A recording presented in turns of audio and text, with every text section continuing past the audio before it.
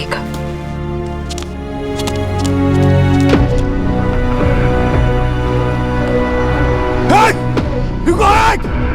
रुको, रुको, रुको, रुको।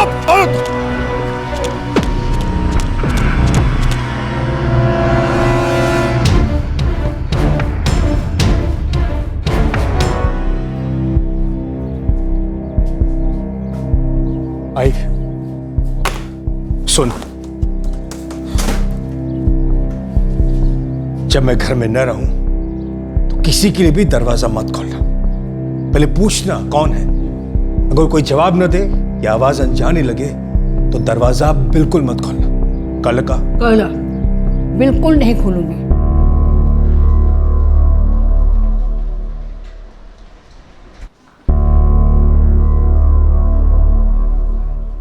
Can I see your return tickets, please, sir?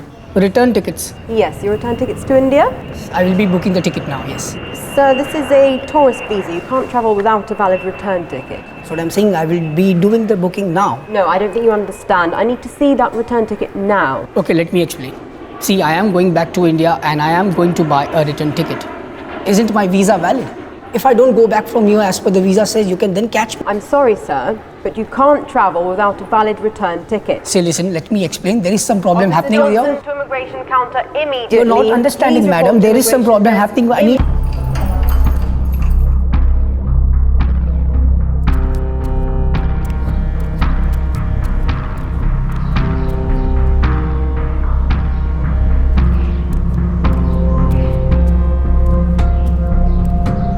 कल रात फिर पीकर पीटा है मुझे, जानवरों की तरह। मैं और नहीं सह सकती। मुझसे तो ये सब सुना भी नहीं जा रहा है काजल। तो मुझे यहाँ से ले जाओ ना। काजल, मुझे थोड़ा टाइम और देना, कुछ इम्पोर्टेंट काम निपटाना, फिर मैं आऊँगा तुम्हें लेने, प्रॉमिस। जल्दी आओ प्लीज।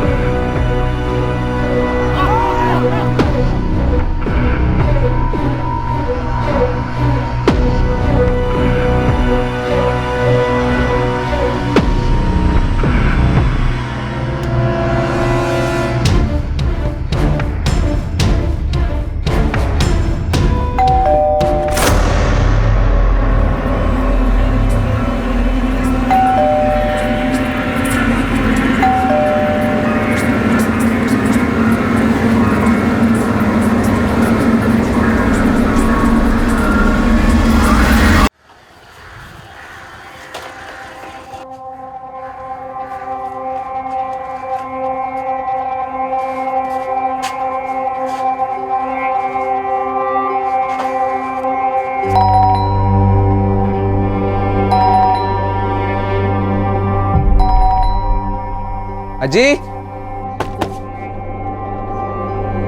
अजी,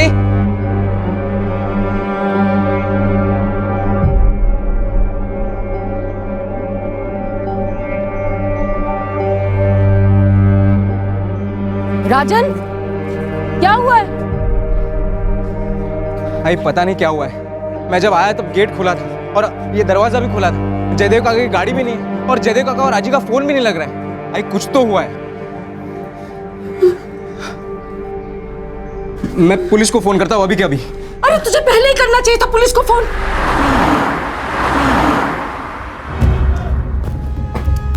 सर, मैंने ही फोन किया था आपको। अंदर फ्लोर पर खून के धब्बे।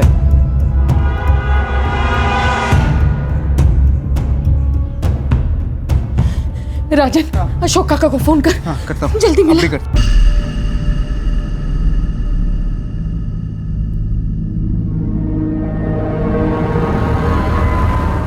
सर, उस कमरे में भी लाश है।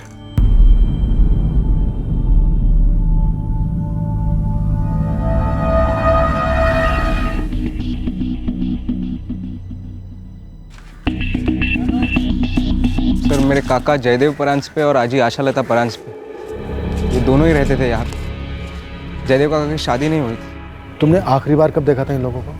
सर मेरी आई उनके लिए दोनों टाइम का खाना बनाती थी। कल रात को आई डिनर लेके आई थी और आज मैं लंच लेके आया। और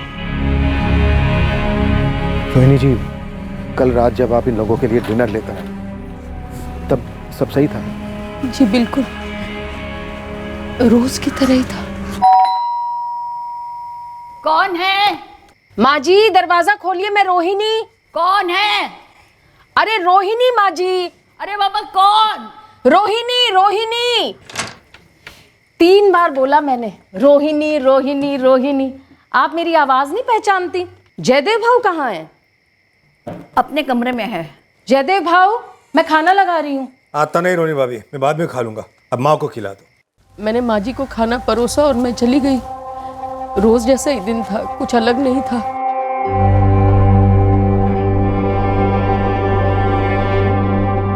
ये राजन आज दोपहर का खाना लेकर आया था, लेकिन लगता नहीं कि जयदेव जी और उनकी माँ आशालता जी ने आज सुबह नाश्ता किया था। कल के बर्तन भी अभी तक धुले नहीं। क्या सुबह से कोई काम वाली बाई भी नहीं आई होगी? हाँ सर, एक काम वाली बाई आती है। नाव कहती साई?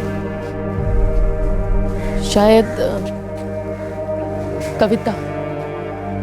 वो कॉलोनी के और घरों में भी काम करती है। राजन, तुम्हारे काका जयदेव परांज भाई की गाड़ी का नंबर मालूम है तुम्हें? नहीं सर, गाड़ी के पेपर्स देखने होंगे, शायद अंदर होंगे। ठीक है, अंदर चल के बताओ क्या क्या मिसिंग है, जितना तुम्हें याद हो। MHX149D1 रेड कलर के सेडान कार है। कल रात से लेकर आज सुबह तक के बीच में लेके गए होंगे हत्यारे। अगरकर कॉलोनी और उसके आसपास जितने भी कैमरा है, सबके CCTV फुटेज चाहिए मुझे तुरंत।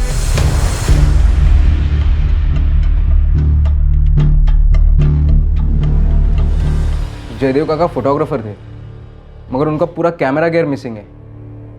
Cameras, lenses, laptop. सर, अलमारी के डोर से 1000 रुपये मिले हैं।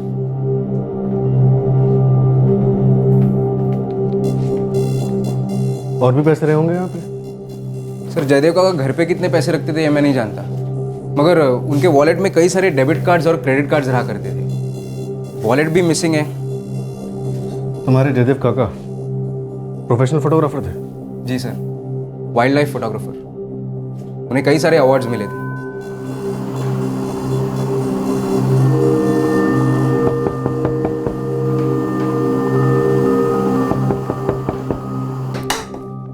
क्या है?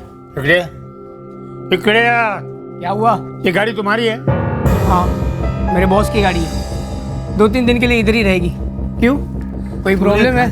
ये जगह उनकी है जिनका अपना घर है, भाड़ोतरियों की नहीं है। क्यों? मैंने गाड़ी लगाई है तो जलन हो रही है। चुप कर, चुपचाप गाड़ी को ले जाओ, वरना तेरे मालिक पुरोहित को बता दूंगा, फोन कर दूंगा अभी। ठीक है, जो होता है वो कर लेना, ठीक है?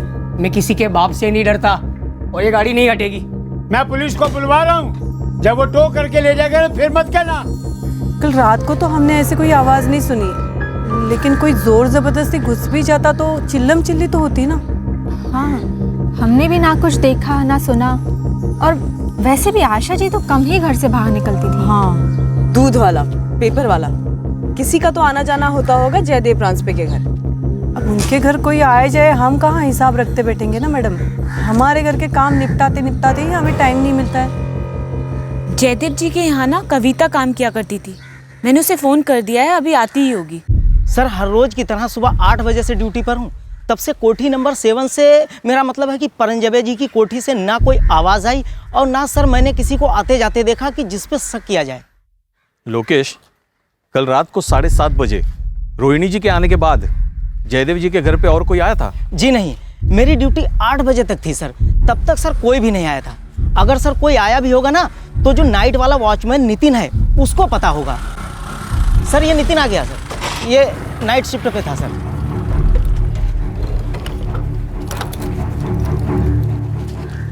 नितिन, कोठी नंबर 7 में कल कोई आया था जयदेव जी के यहाँ? नहीं साहब, कल तो कोई नहीं आया उनके घर पे, और 11:15 बजे करीब जयदेव साहब खुद बाहर गए थे। कार लेकर गए थे? हाँ साहब, CCTV फुटेज दिखा दो ना शरद साहब। फुटेज ट्रांसफर हो रहा है, लेकिन एक बात मेरी समझ में नहीं आ रही है, अगर जयदेव जी अपनी कार खुद चलाकर बाहर गए फिर वो वापस कैसे आए? क्योंकि उनके घर के कंपाउंड में तो उनकी कार है ही नहीं। रात को तो वो वापस लौटे नहीं साहब, मुझे लगा बाहर गए किसी काम के लिए। लेकिन ठीक से याद करके बताओ, जयदेव जी गाड़ी लेकर बाहर गए थे? हाँ साहब, गाड़ी तो जयदेव जी की ही थी। गाड़ी कौन चला रहा था? जयदेव जी। ठीक से देखा तूने? साहब इतना झांक कर तो नहीं देखा, पर ऐसा नहीं लग रहा था कि गाड़ी कोई और चला रहा था।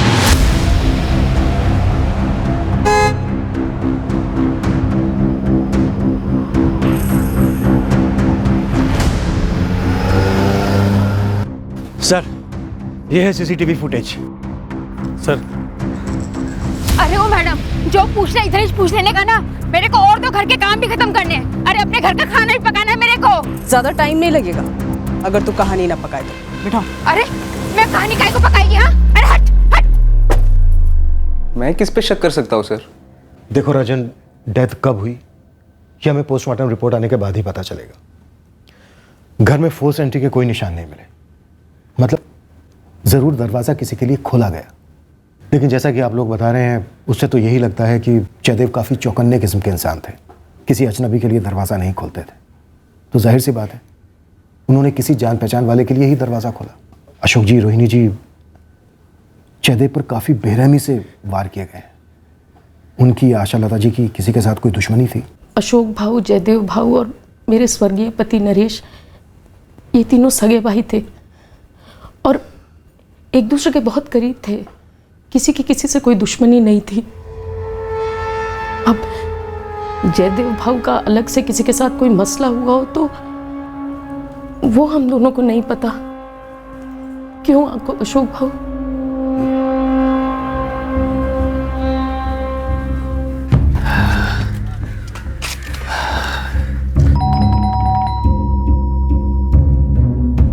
कौन है? आई अशोक। कौन है? आई तुम्हारा बड़ा बेटा। कौन आई? कौन घर पर नजर रखे हुए है? मुझे ज्यादा कुछ तो पता नहीं, मगर इन दिनों जयदेव काफी परेशान रहता है। जाते वक्त मुझे 3 बार बोल के जाता है कि बिना आवाज पहचाने, बिना ठीक से पहचाने दरवाजा मत खोलना।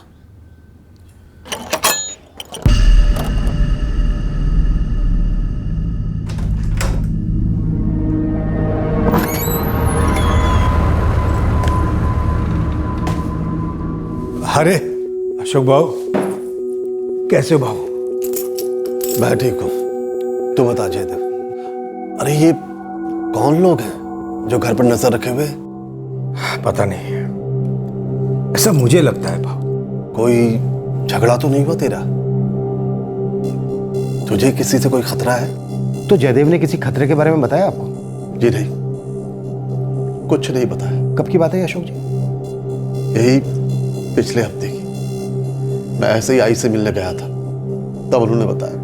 क्या जयदेव आप लोगों से कुछ छुपा रहे थे? शायद उनके फोटोग्राफी के प्रोफेशन को लेकर कुछ छुपा रहे हो? सर, जयदेव काका कई फेमस वाइल्ड लाइफ मैगजीन्स के लिए काम करते थे, मगर उसके बारे में हम ज्यादा नहीं जानते। कौन डिटेल दे सकता है इस बारे में राजन? मैं पता लगा सकता हूँ सर, शायद इंटरनेट पे से पता चल जाए वो कौन से पब्लिकेशंस के लिए काम करते थे। सर, जयदेव काका का अपनी प्रोफेशन में काफी नाम था।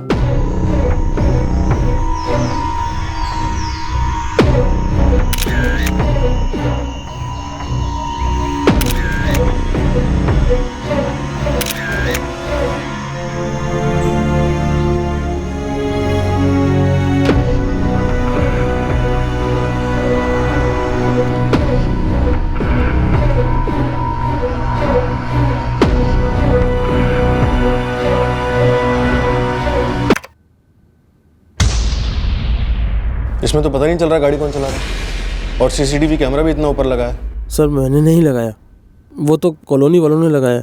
जयदेव जी के बाहर जाने से पहले कोई कॉलोनी में दाखिल भी नहीं हुआ? सर मैं भी तो वही कह रहा हूँ, रात को कोई कॉलोनी में आया ही नहीं, और अगर आता तो शाम में रजिस्टर में एंट्री भी करवाता ना साहब। मेन गेट के अलावा कोई और रास्ता भी है कॉलोनी में दाखिल होने का? हाँ साहब, पीछे एक दीवार है जो पार्क से लगी हुई है, वहाँ से कोई दीवार फांद कर आया होगा तो बोल नहीं सकता साहब। और वहाँ सीसीटीवी कैमरा नहीं है? नहीं है साहब। वैसे भी जयदेव साहब रोज शाम को उस पार्क में टहलने जाते थे। जयदेव भाऊ के घर सुबह 8 से 9 1 घंटे में झाड़ू पोछा बर्तन सब करके जाती थी मैं। और कपड़े कपड़े तो जयदेव भाऊ खुद वॉशिंग मशीन में लगा लेते थे। आज सुबह जब तूने दरवाजे की बेल मारी और किसी ने दरवाजा नहीं खोला तो तूने जानने की कोशिश नहीं की कि क्या बात है? क्यों ऐसा करेगी मैं? अरे 8-10 बार घंटी मारी ना मैंने। जब मैं वहां पर गई तो कंपाउंड का दरवाजा खुला हुआ था, साहब की गाड़ी नहीं खड़ी थी, तो मैंने सोचा कि अज्जी अंदर होगी, सो रही होगी। मैं बेल मारती रही पर किसी ने दरवाजा नहीं खोला। तूने जरा भी जानने की कोशिश की होती ना तो सबसे पहले तुझे पता चलता कि अंदर कुछ गलत हुआ है। मेरे को कैसे पता चलेगा कि अंदर कुछ गलत हुआ है? हाँ, आप ही बताइए। और सवेरे मेरे को बहुत जल्दी होती है, 10 मिनट की भी देरी होती है ना तो बूमा बूम मच जाता है। और वैसे भी क्या है ना कि जयदेव भाऊ जब घर से बाहर जाते ना तो अज्जी को 10 बार चिल्ला के बताना पड़ता है कि अज्जी मैं हूँ कविता कविता कविता, 10 बार चिल्लाना पड़ता है। टाइम की बड़ी मारा मारी है मेरे को। शायद टाइम की मारा मारी नहीं, बल्कि तू खून खराबे के कारण अंदर नहीं गई। मंजे? मतलब ये कि तुझे पहले से पता था कि अंदर 2 कत्ल हुए हैं, लाशें पड़ी हैं अंदर। मैडम चलती है मैं। 1 मिनट रुक, खड़ी हो यहाँ। पुलिस स्टेशन है ये, तेरी बस्ती कोई चौपाल नहीं है कि जब मनाया उठ के चल दिया। और तू अपने थाने में बैठी है इसलिए किसी के ऊपर भी दादागिरी करेगी? उस कॉलोनी के 6 घरों में पिछले 4 साल से काम कर रही है मैं। 2 बच्चों की माँ है। मेरा मर्द पिंपरी की फैक्ट्री में दिन रात मेहनत करता है। कमर तोड़ मेहनत करते हैं हम लोग, कभी किसी का खाया नहीं हम लोगों ने। मैं चलती है।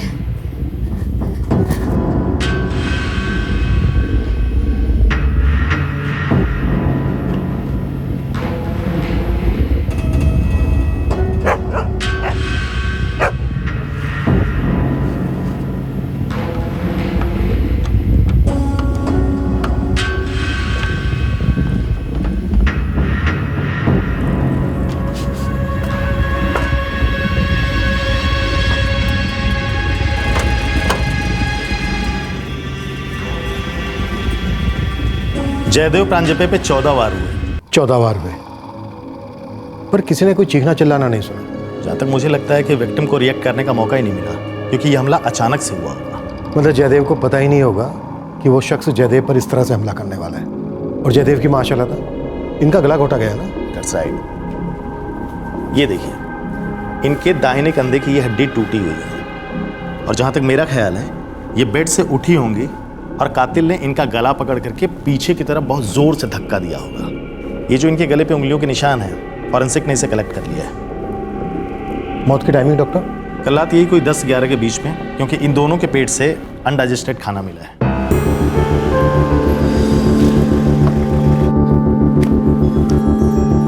सर शहर के सारे एग्जिट पॉइंट के सीसीटीवी फुटेज चेक किए।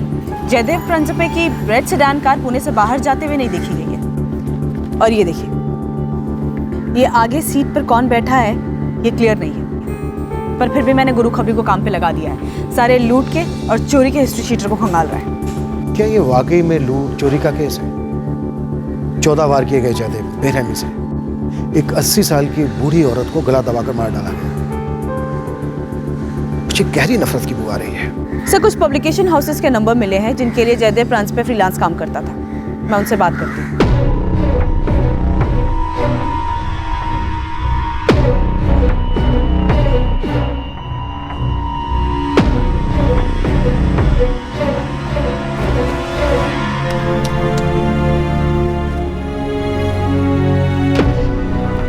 सर ये दीवार फांदकर कॉलोनी से पार्क में आना काफी आसान है।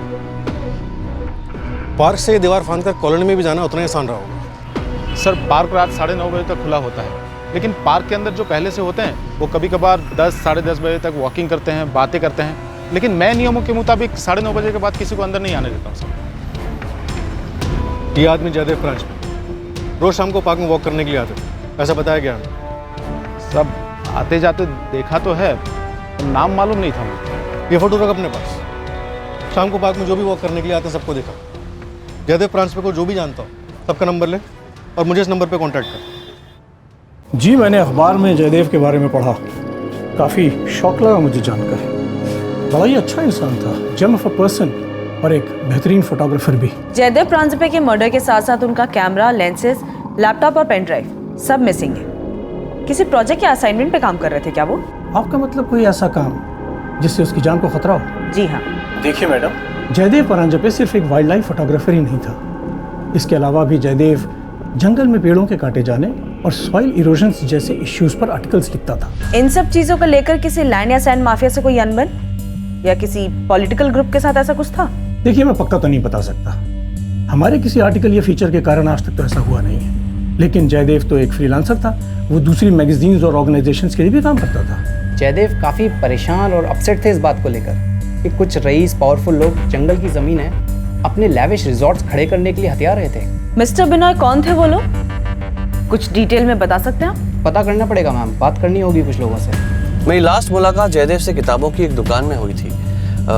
वो लॉ की कुछ किताबें खरीद रहा था। क्या किसी पे कोई केस करने वाले थे या जयदेव जी पे किसी ने केस किया था कोई? डिटेल तो मुझे पता नहीं मैडम। एक्चुअली जयदेव को जंगलों की जमीनों पर हो रहे अतिक्रमण की चिंता थी।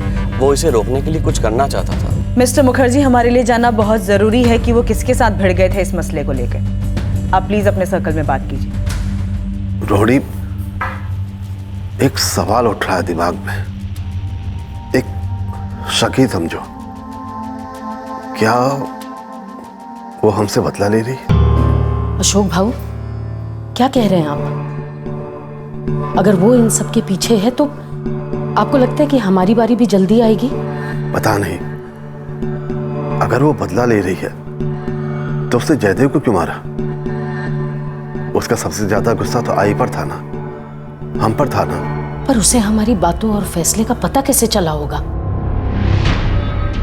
बाबा, आपने काकी से वो बात पूछी ही नहीं जो आप पूछने वाले थे। ऐसे कैसे सीधे सीधे रोहिणी से पूछता? नीलम बेटा, ये नहीं हो सकता। और कौन हो सकता है बाबा, जिसके लिए इतनी रात गए जयदेव काका बेझिझक दरवाजा खोलते?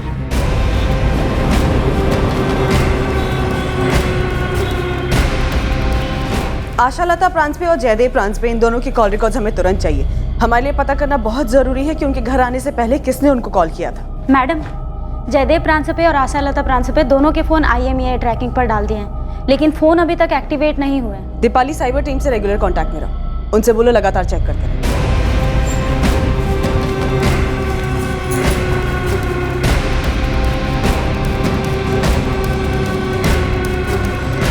सर, हिस्ट्री शीटर से पूछताछ हो रही है।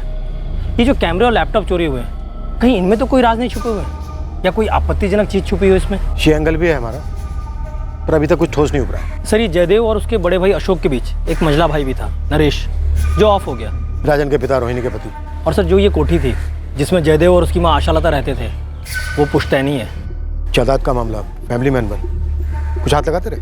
अभी लगा नहीं है, लेकिन मेरे दिमाग में गणित चल रहा है सर। सर, ये जयदेव किसी भी अजनबी के दरवाज़ा नहीं खोलता था, तो इतनी रात गए कौन आ सकता है उसके घर? वैसे दो ही लोगों का ज़्यादा आना जाना था, जयदेव की भाभी रोहिणी या उसका भतीजा राजन।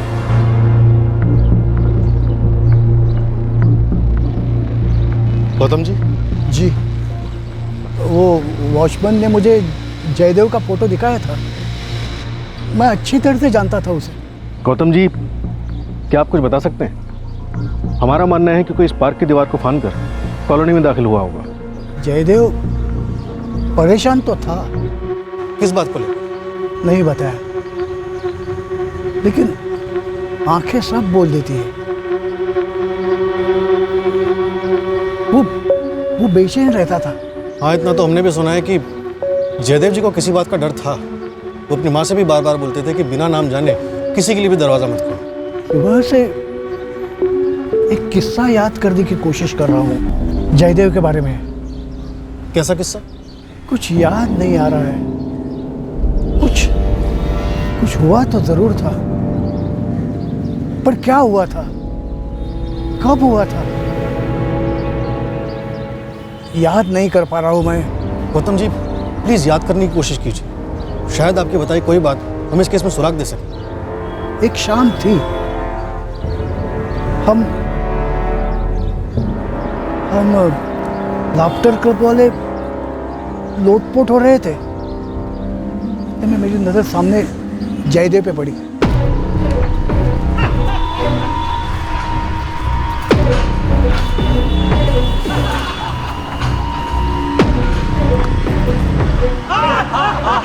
मैंने पूछा उसको इतना परेशान क्यों है, और वो बात टालता गया।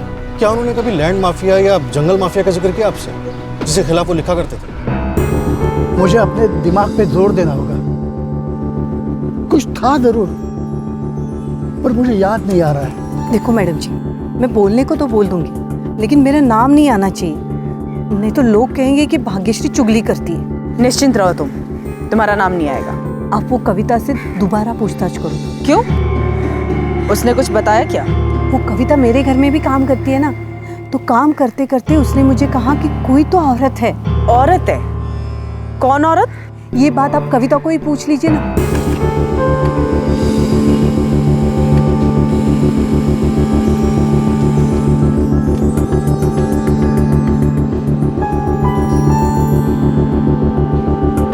जयदेव और आशालता जी दोनों के फोन रिकॉर्ड्स चेक किए। उस रात दोनों में से किसी को कोई कॉल नहीं आया। सर, उस दिन जयदेव को आखिरी कॉल शाम 4:30 बजे आया था मुंबई से।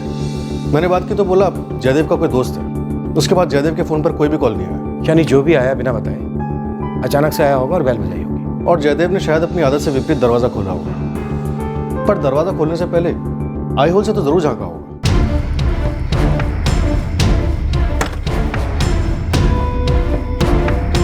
सर, मुझे जयदेव के भतीजा राजन पर शक हो रहा है। शायद वो झूठ बोले।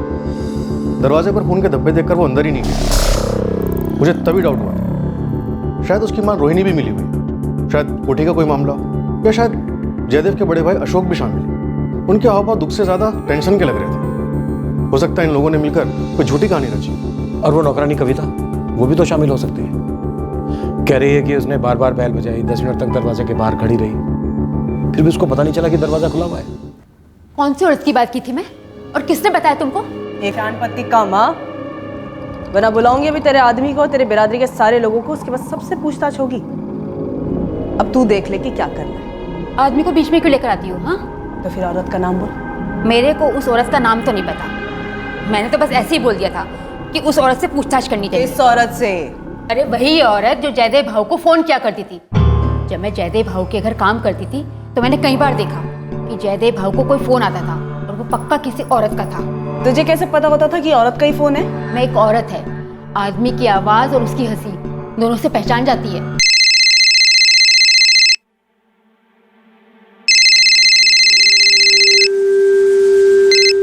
हेलो। हाँ हाँ, घर पर ही हूँ। टाइम की प्रॉब्लम तुम्हारी है, मजबूरी तुम्हारी है, हमारा क्या। वैसे तो जयदेव भाऊ किसी से सीधे मुंह बात नहीं करते थे। अरे हंसना मुस्कुराना तो बहुत दूर की बात है, लेकिन जब उस औरत का फोन आता था तो जयदेव भाऊ का थोपड़ा एकदम गुलाबी हो जाता था। ये फोन करने वाली औरत है कौन?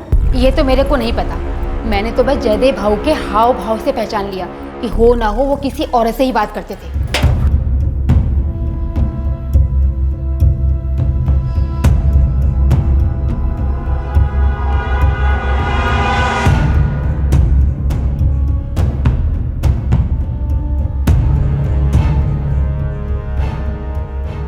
कैसे हो बेटा? कल से इतनी बार ट्राई कर रहे तुझे। आई बाबा, सॉरी, मैं एक्चुअली आपका मिस कॉल देख रहा था लेकिन उठा नहीं पाया, बॉस के साथ था ना। खाने सोने पे जरा ध्यान दो बेटा। तेरे खाने की यहाँ बहुत याद आती है। कैसे हो आप दोनों? हम दोनों ठीक है बेटा। बेटा, ये तेरे लिए कब मुमकिन होगा कि तू थोड़े से पैसे हमारे लिए भेज दे? यहाँ बैच की रकम इतने बढ़ते जा रही है। जो थोड़ा बहुत भेज सको भेज दो। कल साहूकार घर आया था, बोला है कि अगर इस महीने कुछ नहीं दिया तो हमारे खेत का कुछ हिस्सा ले लेगा। बाबा प्लीज, आप जरा भी टेंशन मत लेना, मैं हूं ना। देखो आप, मैं इस महीने आपको जरूर पैसे भेजूंगा। हाँ बाबा, बॉस बुला रहा है, मैं अभी भी ऑफिस में हूँ, लेकिन आपको रात को जरूर फोन करूंगा घर से।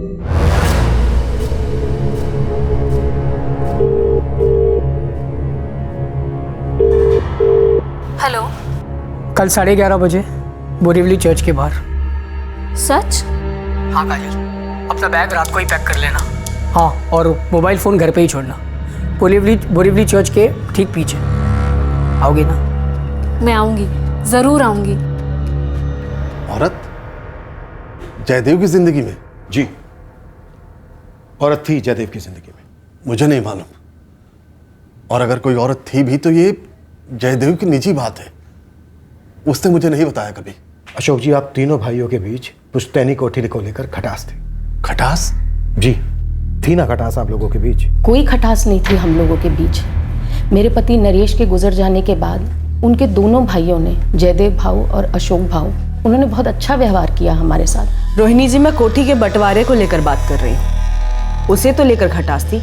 नहीं, कोई खटास नहीं थी। हमारी आई चाहती थी कि जब भी पुश्तैनी कोठी बेची जाए उसके 3 बराबर हिस्से, और ये बात हम तीनों भाइयों को मंजूर थी। और अब सिर्फ 2 होंगे। जयदेव का परिवार तो है नहीं जो उसके हिस्से पर हक जताता। बचे मेरा और नरेश का परिवार, तो जाहिर है 2 ही हिस्से होंगे। और आप कहना क्या चाहते हैं? आप बोलिए। आप ये कहना चाहते हैं कि मैंने ना अपमान करेंगे आप हमारा सर? आप ये कह रहे हैं कि हम लोगों ने जयदेव काका को? जयदेव मेरा सगा भाई था। अशोक जी, मैंने तो ऐसा कुछ कहा ही नहीं, और ना ही ऐसा कुछ पूछा। मैं सिर्फ जयदेव और आशा लता जी के कत्ल की वजह जानने की कोशिश कर रहा हूं। हम ये जानना चाहते हैं कि निशाना जयदेव और आशा लता जी दोनों थे, या फिर दोनों में से कोई एक था और दूसरा बेवजह मारा गया। कत्ल और मकसद का पता लगाने के चक्कर में आप रिश्तों को नजरअंदाज नहीं कर सकते, लोगों की गरिमा के साथ खिलवाड़ नहीं कर सकते हैं। सर, ये प्रॉपर्टी वाला एंगल आपने अपनी खामियां छुपाने के लिए लाया ना, मैं सब समझता हूँ। राजन, हम ये नहीं समझ पा रहे हैं कि उस रात तुम्हारे जयदेव काका ने किसके लिए दरवाजा खोला होगा। तो जाहिर सी बात है, दरवाजा उन्होंने किसी जान पहचान वाले के लिए ही खोला होगा। उनकी जान पहचान में कौन कौन है? तो अब आप मुझ पर इल्जाम डाल रहे हैं, या मेरे आई पर, या अशोक काका पर, या आपके हिसाब से हम सब ने मिलकर यह प्लान किया था? सर, अगर ऐसा है ना, तो एक छोटी सी डिटेल आप मिस कर रहे हैं। मेरे पास जयदेव काका की कार मिलनी चाहिए ना, वो मिली आपको? सब पता चलेगा, पता चलेगा राजन। पहले तुम हमें बताओ, और कौन जान पहचान वाले हैं तुम्हारे जयदेव काका के, जिन्होंने उन पर इस तरह से हमला किया कि उन्हें रिएक्ट करने का मौका ही नहीं मिला? पहले आप बताइए सर, जयदेव काका के काम से रिलेटेड कोई इन्फॉर्मेशन मिली आपको? मतलब लैंड माफिया, जंगल माफिया? नहीं। इसलिए आपको मैं मिला। With all due respect sir, एक बात प्लीज समझ लीजिए, ना मैं ना परांज पे परिवार से कोई भी जयदेव काका और आजी के मर्डर में इन्वॉल्व है। सर, वो हमारे घर के लोग थे, और आपकी ड्यूटी बनती है कि आप हमें न्याय दिलाएं, ना कि हम पर ब्लेम डालें।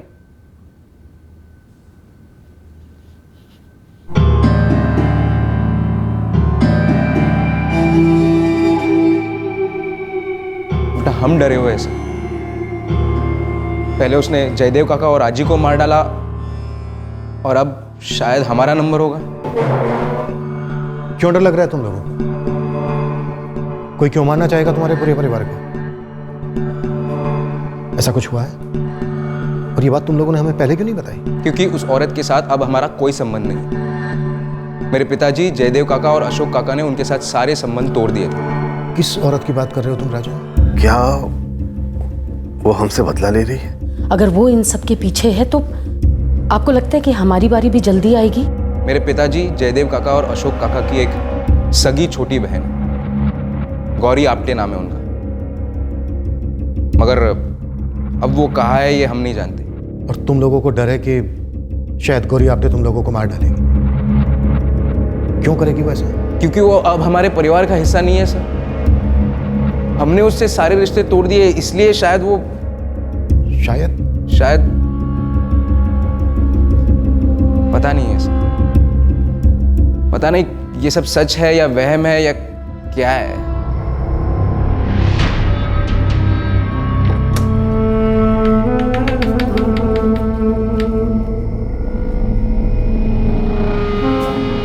कैसे जयदेव भाई?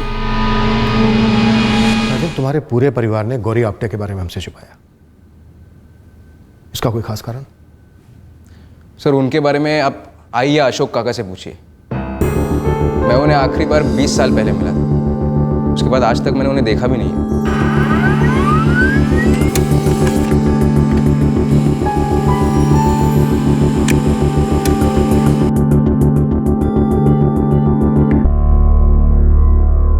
जयदेव कॉलिंग जयदेव?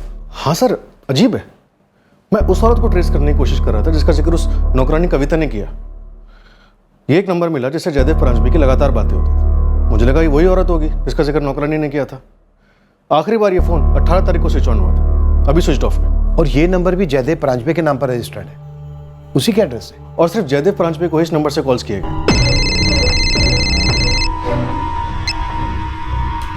हेलो, इस बंदे को इसके नंबर के रजिस्टर्ड एड्रेस से ढूंढना तो आसान नहीं होगा, क्योंकि वो एड्रेस तो जयदेव परांजपे का ही एड्रेस है। सर एक ही तरीका है, इस नंबर को ट्रैक करने के लिए इसकी पिन पॉइंट लोकेशंस को ट्रेस करना है, जहां से कॉल्स किए गए या फिर रिसीव हुए।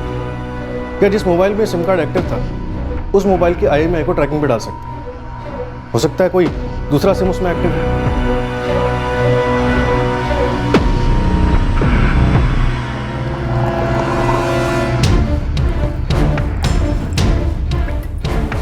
आकाश, ड्रॉप कर दूं तुम्हें? नहीं पापा, आज मैं खुद से चला जाऊंगा क्योंकि लेक्चर थोड़ा लेट से है ना, इसलिए।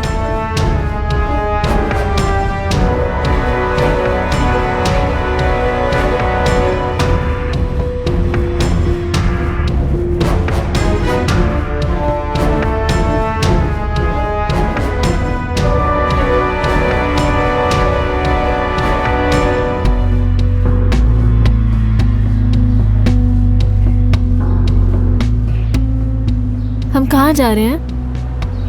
तुम्हारे नए घर। और कहाँ है मेरा नया घर? पुणे में। जो मेरा घर था वो आज से तुम्हारा।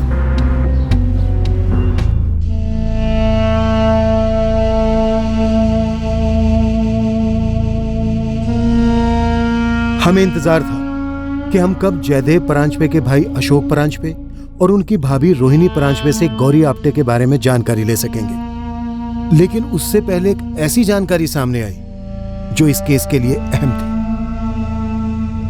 क्राइम सीन पर मिले उंगलियों के निशान और आशालता जी के गले से मिले हुए उंगलियों के निशान दोनों मैच कर गए इंस्पेक्टर। कुल कितने लोग शामिल थे इस हमले में?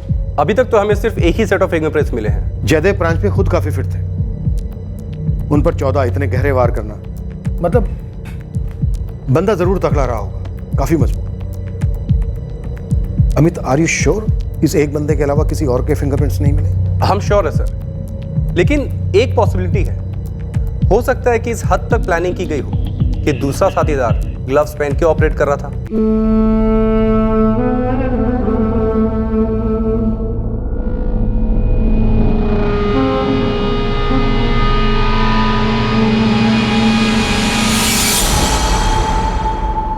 फोरेंसिक टीम का कहना है कि हमलावर एक ही था, शायद जवान था। फिर भी मैंने उनसे दोबारा स्कैनिंग के लिए कहा है। सर एक और अपडेट है, इस हत्याकांड के कुछ 12 दिन पहले 2 जवान लड़के जयदेव परांजपे के घर की तस्वीरें ले रहे थे। सीसीटीवी में कैप्चर हुए? जी सर, फुटेज मंगवाइए। कॉलोनी के चेयरमैन ने बात बताई, वो कल ही अब्रॉड ट्रिप से वापस लौटे। सर मैं कल ही लौटा अब्रॉड ट्रिप से, मैं 15 नवंबर को गया था यहाँ से। और सर अजीब बात यह है कि 7 नवंबर को जयदू जी मेरे पास आए थे और उन्होंने 6 नवंबर की सीसीटीवी फुटेज मांगी थी। कोई उनके घर की तस्वीरें ले रहा था सर।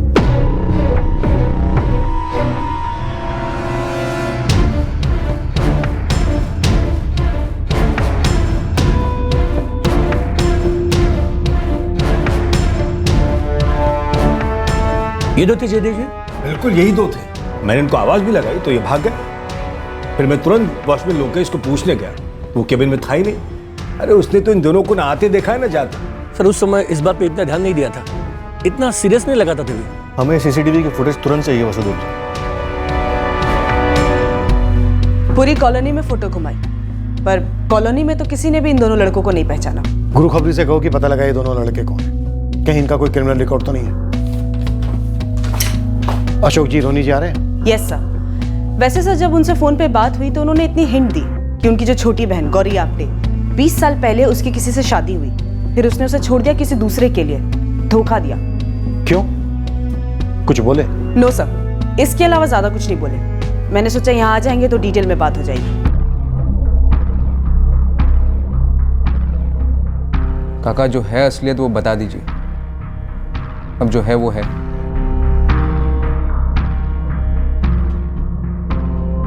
केस के इस पड़ाव पर हमारे हाथ में कुछ भी ठोस नहीं था, ना कत्ल का मकसद, ना इस बात की भनक कि हमलावर कौन हो सकता है, ना ही इस जुर्म की मोडस ऑपरेंडी पर कोई रोशनी पड़ रही थी। हमारे पास जानकारी के बस छोटे छोटे टुकड़े थे, मानो वो किसी आरा पहले किसी जिक्सो पजल के हिस्से थे, लेकिन वो सारे टुकड़े अभी जुड़ने बाकी थे।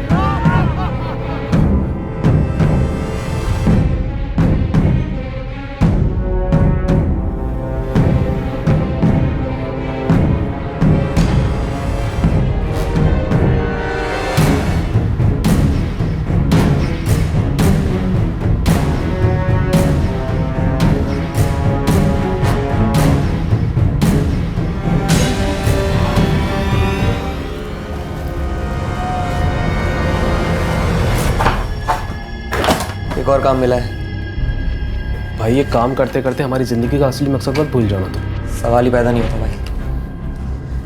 ये बहुत छोटा सा काम है, दिन वेस्ट नहीं करेंगे, आज रात को ही निपटाना है। वैसे इस काम के हमें पैसे तो अच्छे मिलेंगे ना? काफी अच्छे मिलेंगे। अशोक भाऊ, क्या कहें हम पुलिस को गौरी के बारे में? सच बोल देते। जब राजन ने खुलासा कर ही दिया है तो और कोई चारा नहीं है। आप जानते हैं गौरी कहाँ है? ये दोनों हैं, इनके थोबड़ों के अलावा कोई और जानकारी नहीं है इनके बारे में। ये दोनों तो कॉलेज स्टूडेंट टाइप लगते। पॉकेट मनी खत्म हो गई होगी इसलिए कांड किया होगा। जो भी हो, हिस्ट्री नहीं है इनकी, मतलब नए खिलाड़ी हैं। और एक बात पक्की है कि जयदेव परांजपे घर की फील्डिंग इन दोनों ने की थी। अब बैटिंग बॉलिंग की या नहीं ये पता करना है। सर, ये जो जयदेव प्रांजपे वाला दूसरा नंबर है ना, आपकी टर्मिनोलॉजी में जयदेव कॉलिंग जयदेव, उस नंबर के फ़ोन का IMEI ट्रैक किया है। It's a smartphone sir. इस फोन को सर्वेलेंस पे डाल दो जगदीश। अगर इस फोन में कोई नया नंबर एक्टिव होता है तो अच्छा है हमारे लिए, वरना फोन और सिम की लोकेशन ट्रैक करके एड्रेस तक पहुंचना होगा। अशोक जी, आपकी बहन गौरी आप्टे से आप सबको खतरा महसूस हो रहा है कि अगला टारगेट आप में से कोई भी हो सकता है। इसलिए ज़रूरी है गौरी आप्टे के बारे में आप लोग जो कुछ भी जानते हैं हमें बता दें। दरअसल आप लोगों को इस बारे में हमें पहले ही बता देना चाहिए था, लेकिन आप लोगों ने तो गौरी आप्टे के बारे में जिक्र तक नहीं किया। क्या जिक्र करते मैडम? 20 साल से हम में से किसी ने भी एक बार भी फोन नहीं किया गौरी को। हमने गौरी से सारे रिश्ते तोड़ दिए थे। ऐसा क्या किया था गौरी आप्टे ने? 20 साल पहले गौरी की एक अच्छे आदमी से शादी हुई थी, पुरुषोत्तम आप्टे। वो बहुत अच्छा आदमी था।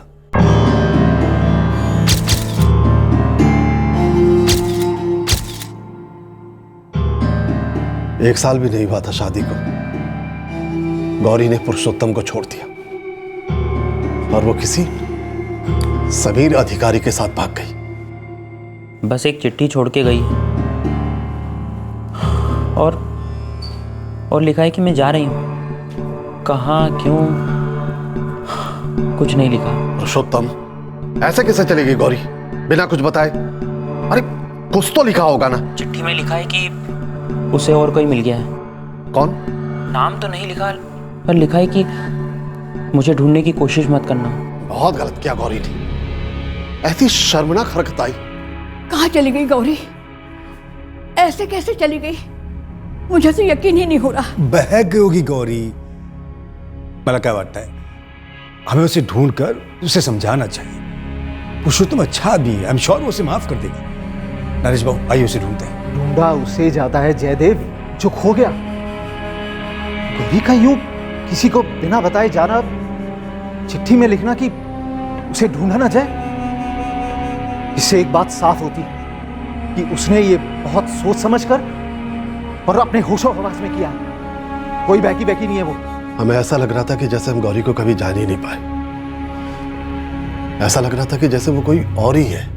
अभी तो आपने हमसे कहा कि पिछले 20 साल से आपकी गौरी से बात नहीं हुई और उसने चिट्ठी में भी इस बारे में कुछ नहीं लिखा था, तो फिर आपको कैसे पता चला कि वो किसी समीर अधिकारी के साथ भागी थी? क्योंकि 10 साल पहले समीर अधिकारी हमारे पास आया था।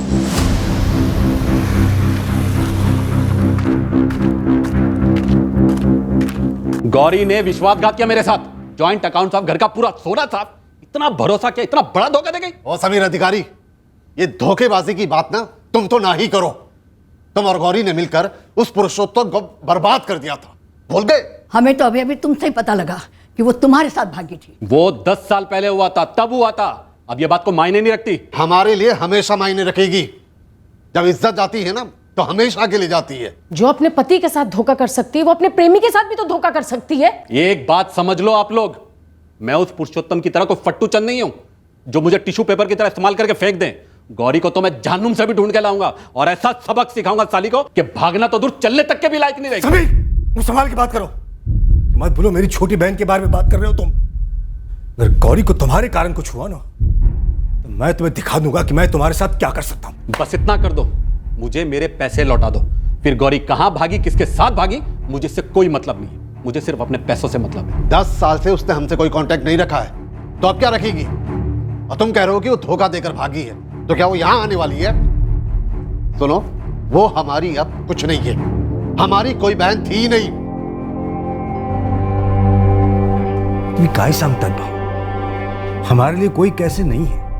गौरी छोटी बहन है हमारी। चुप कर जयदेव, इतना कुछ हो गया फिर भी तू ये बात बोल रहा है? आए, मैं मानता हूं कि गलती की गौरी ने, इन गलतियां इंसान से ही होती है। गलती करने के 10 साल बाद भी जिसे अपनी गलती पर पछतावा ना हो वो गलती नहीं, बहुत बड़ा गुनाह है जयदेव। भाऊ, हमने कभी गौरी का पक्ष सुना ही नहीं। हो सकता है गौरी की कोई मजबूरी रही हो।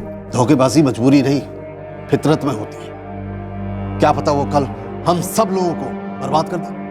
कुछ भी बोल रहे हो भाऊ। अशोक बिल्कुल सही कह रहा है, गौरी इस परिवार का हिस्सा नहीं है। हमने कभी ये जानने की कोशिश नहीं की कि गौरी कहाँ है, क्या कर रही है, किस नए को ठग रही है।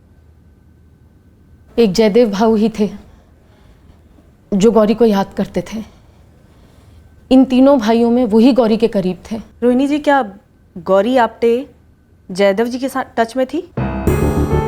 हमें जयदेव के फोन रिकॉर्ड से एक नंबर मिला है जो जयदेव के नाम पर ही लिया गया था और उस नंबर से सिर्फ जयदेव से ही बातें हुई है। मुझे इस बारे में कुछ नहीं पता। आपकी वो पुश्तैनी कोठी, उसके बंटवारे में क्या गौरी आपटे को इससे बाहर रखा गया था? बाहर रहने के लिए अंदर होना जरूरी है। गौरी अब हमारे लिए कोई नहीं है। इस बीच गौरी ने कभी आप लोगों से कांटेक्ट किया, अपने हिस्से अपने हक की बात की? हम आपसे कितनी बार कह चुके हैं, पिछले 20 सालों में ना हमने उसकी आवाज सुनी और ना उसका चेहरा देखा है। रोहिणी जी, क्या पता 21वें साल में वापस आ गई हो? क्या उसे इस हिस्से से बाहर रहने वाली बात पता थी? गुस्सा थी वो? हमें भी इसी बात का डर है कि कहीं गुस्से में गौरी ने। अशोक जी, आपके पास समीर अधिकारी का नंबर या एड्रेस होगा? सिर्फ इतना पता है कि वो मुंबई का है। जब वो 10 साल पहले आया था तो उसने मुझे फोन नंबर दिया था। गुरु भाई, मैंने फोटो देखते ही बोल दिया था ना कि दोनों लड़के स्टूडेंट लगते हैं। बोल, मिले क्या दोनों? यहाँ यूनिवर्सिटी के स्टूडेंट हैं, नीलेश मिश्रा और मोनीश झा। रेंजिल एरिया में किराए पर रहते हैं। सीसीटीवी बन जा, नजर हटनी नहीं चाहिए दोनों से। बेटर जो भी हो, मुझे गौरी के बारे में कोई बात नहीं करनी। देखिए, मुझे रत्ती भर भी फर्क नहीं पड़ता है किसका मर्डर हुआ, किसने किया, गौरी का क्या कनेक्शन है। मेरे हम सबसे कोई भी लेना देना नहीं। रुकिए समीर जी, फोन मत काटिए। आपकी बात पुलिस से हो रही है, किसी कॉल सेंटर से नहीं। क्या पूछना है? गौरी कहाँ है? मुझे नहीं पता। मिस्टर अधिकारी, हमारे लिए बहुत जरूरी है गौरी तक पहुंचना। मेरे लिए भी जरूरी था, लेकिन 10 साल पहले, तब से वो मेरी जिंदगी से गायब है। अब इसके आगे मुझे कुछ भी कहना सुनना नहीं। लेकिन हेलो मिस्टर अधिकारी,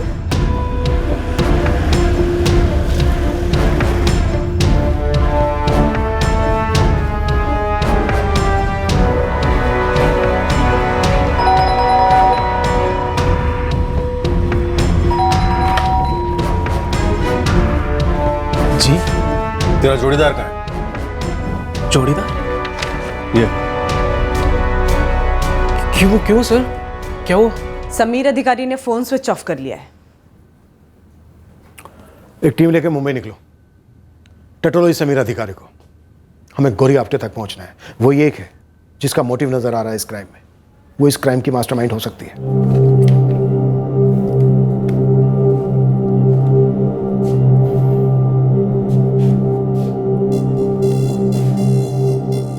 आई, तुम डरना मत। पता नहीं मैं सब क्यों कह रहा हूँ। क्या हुआ राजन? कोई भी बेल बजाए दरवाजा मत खोलना। अगर कोई अजनबी हो तो अंदर से ही पूछ लेना क्या काम है। मैं सिक्योरिटी गार्ड से भी कह के रखता हूँ। ठीक है बेटा। और अगर कोई कुरियर वाला भी हो, कहे मेरा पार्सल वार्सल है, फिर भी दरवाजा मत खोलना।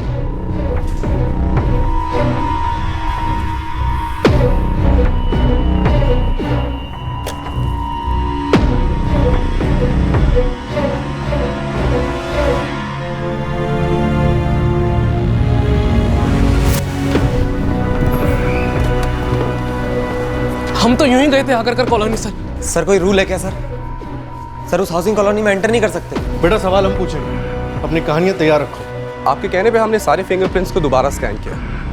हमारे हिसाब से तो एक ही अटैकर था। उंगलियों की चौड़ाई और पंजे के साइज से तो यही लगता है कि अटैकर कोई मेल ही था। मेल ही था?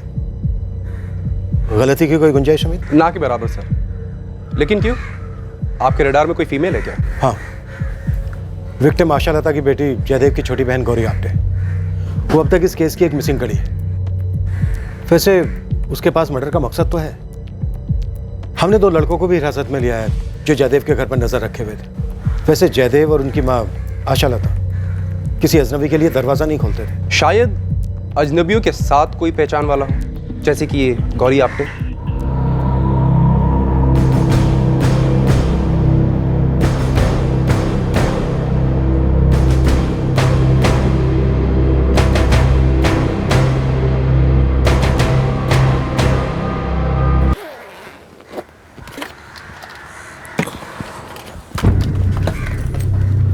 कितना आएगा इसका? इन सब का बिल आ गया भाई। बिल तो नहीं है, गुम हो गया कहीं। 1-1.5 साल पहले खरीदा था। अभी नया कैमरा और लेंसेज भी खरीदे तो अब इसकी ज़रूरत तो है नहीं। वारंटी कार्ड तो होगा? ऐसे एजेंसीज की तो 2 साल की वारंटी होती है। हाँ जानता हूँ वारंटी होती है, लेकिन कार्ड वार्ड है नहीं मेरे पास। गुम हो गया कहीं। या तुझे जो सही लगता है वो दे दे। वैसे भी घर पे पड़े पड़े सब सड़ गए। अगर कॉलोनी क्यों गए थे तुम दोनों? कोठी नंबर 7 जयदेव परांजपे के घर की फोटोग्राफ्स क्यों ले रहे थे? हम किसी के घर की फोटो क्यों लेने लगे सर? हमने कोई फोटो वोटो नहीं ली है।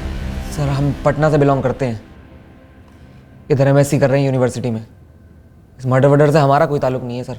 सर आप हमारा यकीन कीजिए, हमने कोई फोटो नहीं ली है। अपने फ़ोन घर पर छोड़कर 18 नवंबर की रात को जयदेव परांजपे के घर जाके तुम दोनों ने एक कांड किया। और इस गलतफहमी में मत रहना कि तुमने अपने पीछे कोई निशान को फुटप्रिंट नहीं छोड़े। फुटप्रिंट, फिंगरप्रिंट सब है हमारे पास, सबकी स्कैनिंग होगी। तुम दोनों बुरे फंसे हो। अब सच सच बता दो, इस कांड को करने के लिए किसने पैसे दिए थे तुम्हें? क्या बोल रहे हैं सर आप? हम तो बस पार्क में घूमते घूमते कॉलोनी में चले गए थे। हमने सोचा कि कोई शॉर्टकट होगा बस। और मोबाइल से फोटो इसलिए ले रहे थे क्योंकि नई जगह थी। हम पुणे में नए हैं सर। हाँ सर, हमारे फोन में सारी फोटोज होंगी। अगर आप चाहें तो सामने से चेक कर सकते हैं। एक आखिरी मौका दे रहा हूं तुम दोनों को, अपने बॉस का नाम बता दो। अभी तक तुम इनकार कर रहे हो, पर अब तुम्हारी करतूत के सबूत तुम्हारी बोलती बंद कर देंगे। सर ये तो आप हमें डराने की कोशिश कर रहे हो। पोस्ट ग्रेजुएट साइंस स्टूडेंट्स हो ना तुम दोनों। फॉरेंसिक रिपोर्ट आसानी से पढ़ लोगे, तब खुद डरोगे कि हमारे साथ अब क्या क्या हो सकता है। देखो मैं जानता हूं तुम दोनों सिर्फ मोहरे हो, इसलिए अपने मास्टरमाइंड का नाम बता दो, अपनी हेल्प करोगे, वरना सारा का सारा जिम्मा तुम दोनों के सर पे आएगा।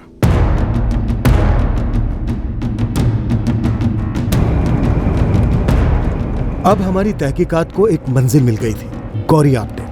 मुंबई से गौरी आप्टे के बारे में एक और खुलासा होने वाला था। मोहनिश और नीलेश सच बोल रहे थे या नहीं ये हमें पता नहीं था, लेकिन हमारे पास क्राइम सीन से मिले फिंगरप्रिंट्स थे जिन्हें हम उनके फिंगरप्रिंट्स से मैच करने जा रहे थे।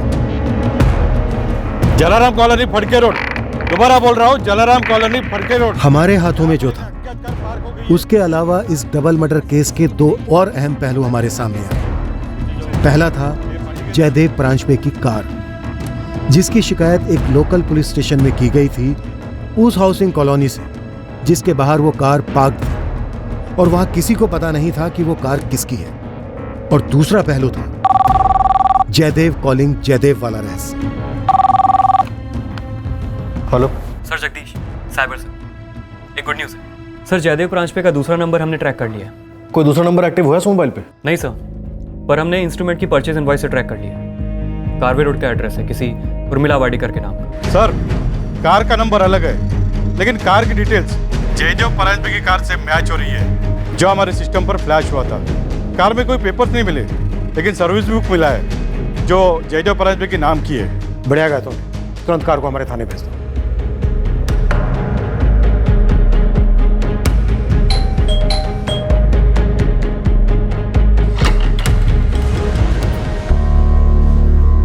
उर्मिला वाडेकर। हो सर, बोला। जयदेव परांजपे, अब ये तो कहना ही मत कि आप उन्हें नहीं जानती थी। गौरी के बारे में मुझे कोई बात नहीं करनी, और ये बात मैं पहले ही आपको फोन पे बता चुका हूँ। हमने आपको कोई चॉइस नहीं दी है मिस्टर समीर अधिकारी। आपको हमसे बात करनी होगी। हमारा काम है सच तक पहुंचना, जो कि आप हमसे छुपा रहे हैं। कुछ नहीं छुपा रहा हूं मैं। गौरी ने मुझे छुपने लायक तक भी नहीं छोड़ा था। मुझे तो उसके नाम से चिढ़ हो गई और आप उसके बारे में पूछने के लिए यहां तक आ गई। आप इस तरह मुझ पर जबरदस्ती नहीं कर सकती। देखिए मिस्टर अधिकारी, दो मर्डर हुए और हमें शक है कि शायद ये मर्डर गौरी आपने नहीं करवाए, और आप हमें उसके बारे में काफी कुछ जानकारी दे सकते हैं। देखिए, हमारा इरादा बिल्कुल भी आपको परेशान करने का नहीं है।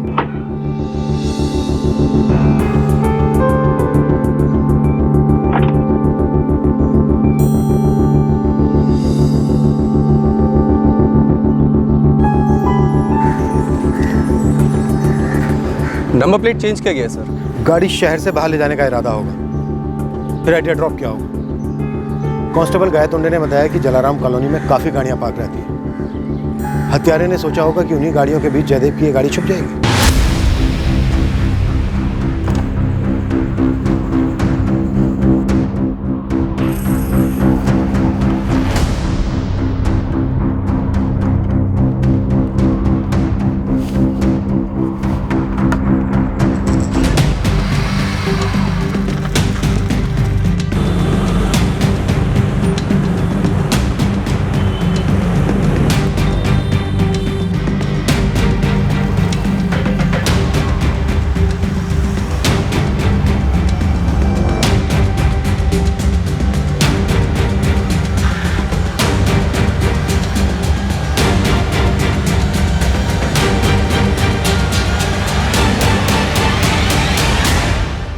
जयदेव परांज पे आपके गुड फ्रेंड थे।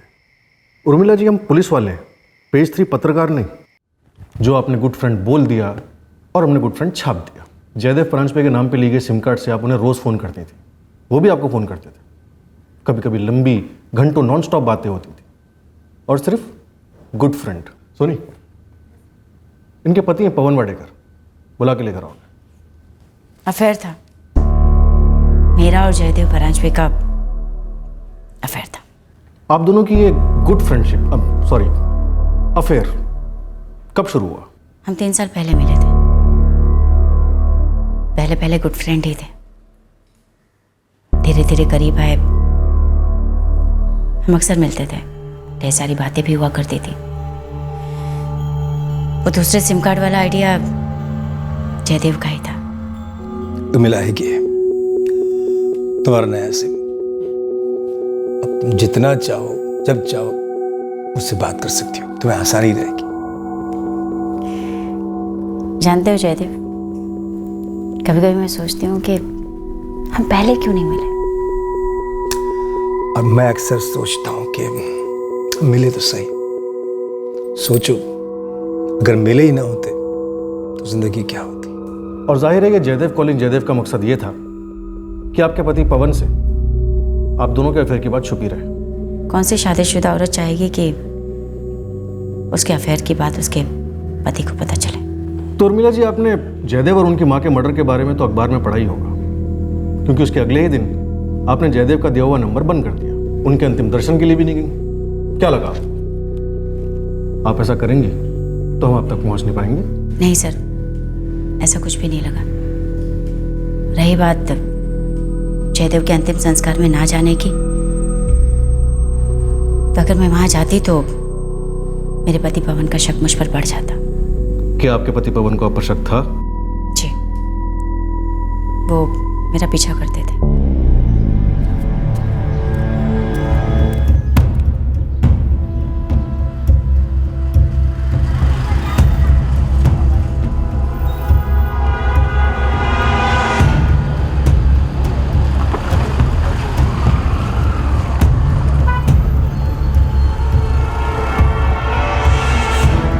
मुझे ऐसा लगता था सर कि उन्हें मुझ पर शक है, क्योंकि कहने के लिए वो ऑफिस के लिए निकलते थे, पर मैंने कई बार नोट किया कि वो मेरा पीछा करते थे। आपके पति पवन को आपके और जयदेव जी के अफेयर के बारे में मालूम था? मैं श्योर नहीं हूँ सर, पर मुझे ऐसा लगता है कि उन्हें मालूम था। जब मैंने जयदेव के मर्डर के बारे में पढ़ा, मुझे ऐसा लगा सर कि ऐसा कई बार लगा। क्या लगा? ऐसा लगा सर कि उनका मर्डर मेरे पति ने ही करवाया।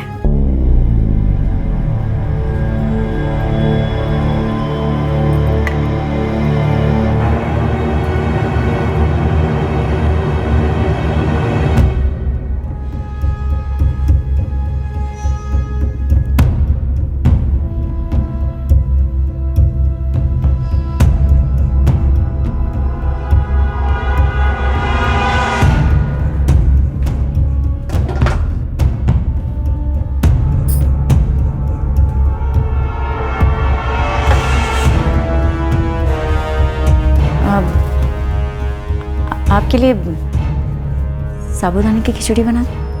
आपकी फेवरेट? हाँ बनाओ, मेरी सबसे फेवरेट। मुझे कई बार ऐसा महसूस हुआ सर, कई बार ऐसा महसूस हुआ कि उन्हें पता चल गया है और आपके पति इस वक्त कहाँ हैं? ऑफिस में होंगे। नंबर और एड्रेस? मेरा छोटा भाई है पीयूष, आप उससे बात कीजिए, शायद उसे पता होगा ये गौरी कहाँ है। आपका छोटा भाई कहाँ मिलेगा ये? जहन्नुम में। उस कमीनी गौरी ने मुझे धोखा दिया, मुझे लूट के भाग गई। और भागी किसके साथ? मेरे सगे छोटे भाई के साथ। और ये बात मुझे उसके भागने के पूरे 6 महीने बाद पता चली कि साली मेरे छोटे भाई के साथ भागी। आप जाइए पीयूष से बात कीजिए, अगर गौरी ने उसे भी धोखा नहीं दिया होगा ना तो जरूर वहीं मिलेगी। इस पीयूष का नंबर और एड्रेस दीजिए।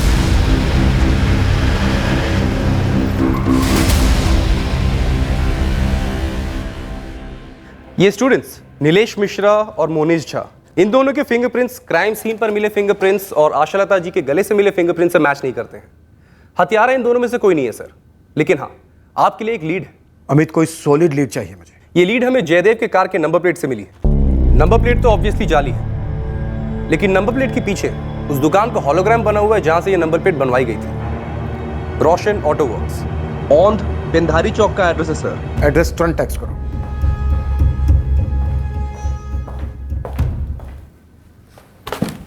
पवन वाडेकर, जयदेव परांजपे के घर तुम खुद अकेले गए थे या किसी को भेजा था? मेरा अंदाजा, मेरा शक सही था, यही था वो।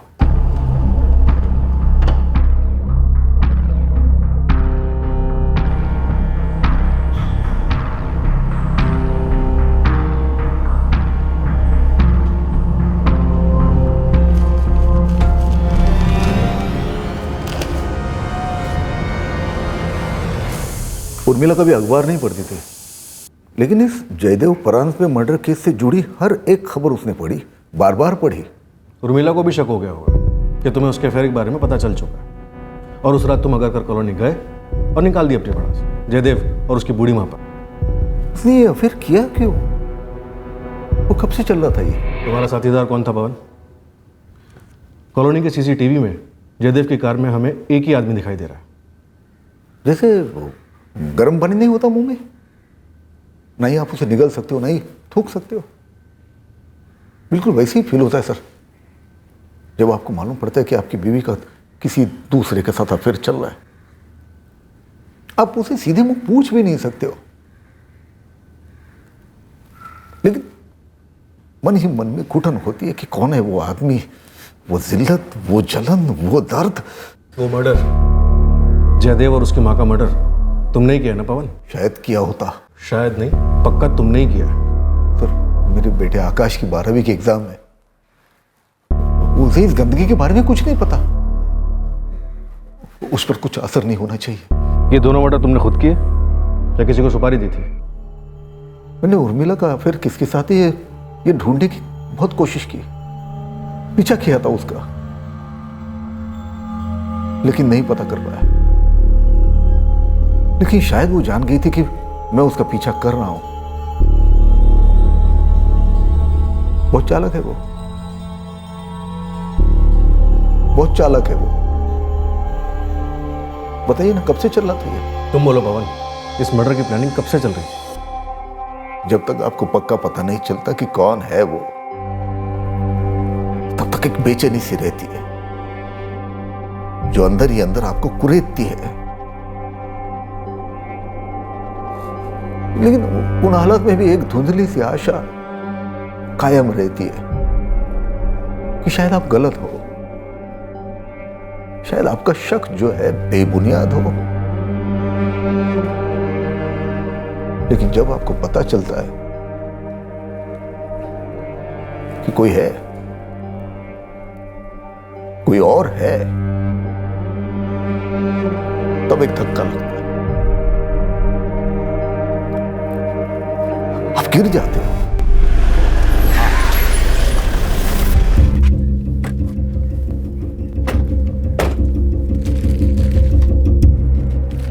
तेरे यहाँ बनी है? हाँ साहब, ये नंबर प्लेट मेरे ही बना है। जाली नंबर है। बिना आरसी बुक के कैसे बनाई ये नंबर प्लेट? जाली है। अब भुला मत बन, इतना कुटेगा कि सारे पुर्जे हिल जाएंगे तेरे। गलती से बन गया होगा, इमरजेंसी में कोई आया होगा, आरसी बुक भूल गया होगा। क्या कोई लफड़ा हुआ साहब? 2 मर्डर हुए हैं। किसने बनवाई थी ये नंबर प्लेट? कोई रजिस्टर मेंटेन करता है या फिर लॉकअप में सिखवाऊं रजिस्टर मेंटेन करना? है सर, 1 मिनट सर, रजिस्टर है सर।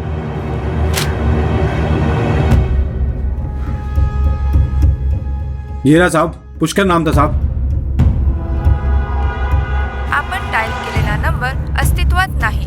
नंबर अस्तित्व में नहीं है, जाहिर सी बात है नाम भी अस्तित्व में नहीं होगा। सर सब कुछ जाली हो सकता है, लेकिन मैं सीसीटीवी लगाया सर। सीसीटीवी में पक्का चेहरा छपा होगा सर, देखकर ही पहचान लूंगा। ऐसे बहुत कम आते जो अपने साथ आरसी बुक नहीं लाते साहब। 21 नवंबर की तुरंत फुटेज निकाल के दे। हाँ साहब, ये रहा साहब। मुझे सब याद आ रहा सर। ये बोला था आरसी घर भूल गया है और अर्जेंट में नंबर प्लेट बनवाना है।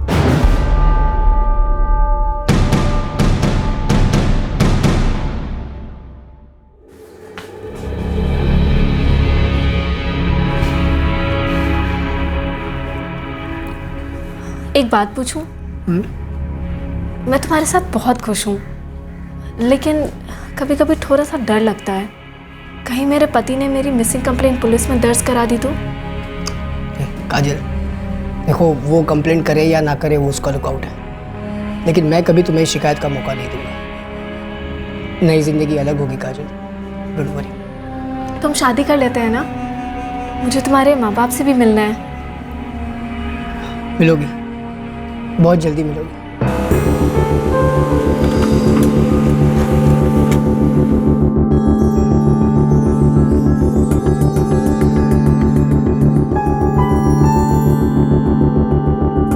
नहीं सर, हम नहीं जानते इसे।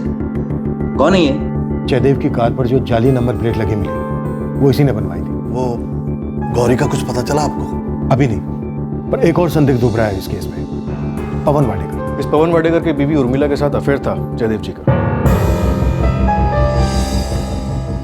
और आपको लगता है कि पवन वाडेकर ने आजी और काका को मरवाया? देखिए, इस वक्त कुछ भी पक्के तौर पर नहीं कहा जा सकता। हमारे पास किसी भी संदिग्ध के खिलाफ कोई ठोस सबूत नहीं है। पर यह बंदा इस केस से जुड़ा जरूर है। कैसे भी करके हम इसे ढूंढ निकालेंगे और पता लगाएंगे कि जयदेव के साथ इसका क्या कनेक्शन था या बैर था।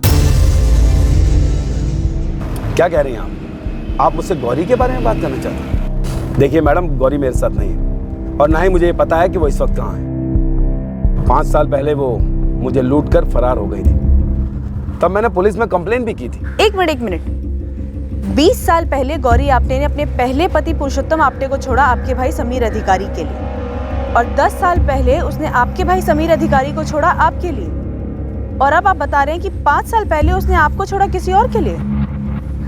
अब किसके साथ भागी है गौरी? देखिए, अगर मुझे पता होता वो कहाँ है तो मैं जाकर क्या उससे अपने पैसे नहीं निकला लेता, उसे थाने में बंद नहीं करवा देता अब तक। मैडम, वो जिसके साथ भागी होगी ना, अब तक उसे भी छोड़कर भाग चुकी होगी, क्योंकि बेवफाई और चीटिंग उसकी रग रग में बसी है। सर, जाली नंबर प्लेट बनवाने वाले के पीछे गुरु खबरी की टीम लगी हुई है, लेकिन सर ये उर्मिला का पति पवन वाडेकर लगता तो है चोट खाया हुआ इनोसेंट बंदा, जो ये पता ही नहीं कर सका कि उसकी बीवी का किसके साथ अफेयर चल रहा था, या फिर ये बहुत तगड़ा एक्टर है और ड्रामा कर रहा है। पर जो भी है कुछ समझ में नहीं आ रहा। मुझे लगता है इस नकली नंबर प्लेट बनाने वाले ने सुपारी ली होगी, शायद यही हमें मास्टरमाइंड तक पहुंचा सकता है। सर ये गौरी आपटे, ये सीरियल चीटर लगती है। ये बिना गोली के पिस्टल है या बिना पिस्टल के गोली, यहाँ से वहाँ, वहाँ से यहाँ, सबको धोखा देकर चकमा देकर भागी है। सर अब तो इसका सोर्स ही मिलना मुश्किल है कि लास्ट किसके पास हो। कहीं ऐसा तो नहीं कि गौरी के कंधे पे बंदूक रख के किसी और ने फायर किया? गौरी के कंधे से गोली? राइट, हो सकता है गौरी का नाम एक कंधा हो, शायद गौरी कहीं हो ही ना।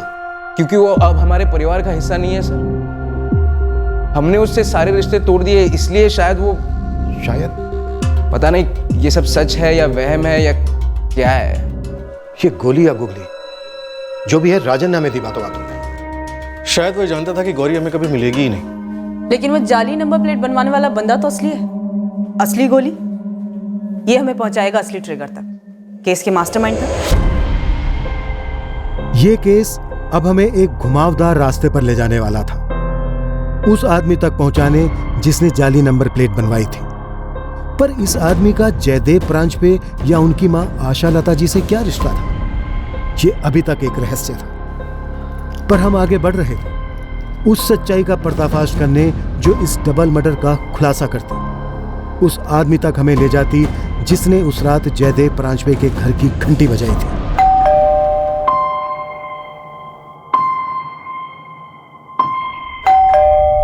कौन है? मैं हूं सर। मैं कौन? नाम बोलो अपना। दरवाजा तो खोलिए सर।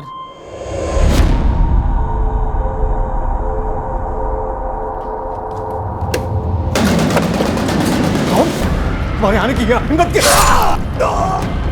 जयदेव, जयदेव, कौन हो तुम? कौन हो? मैं पूछ रही हूँ, कौन हो तुम?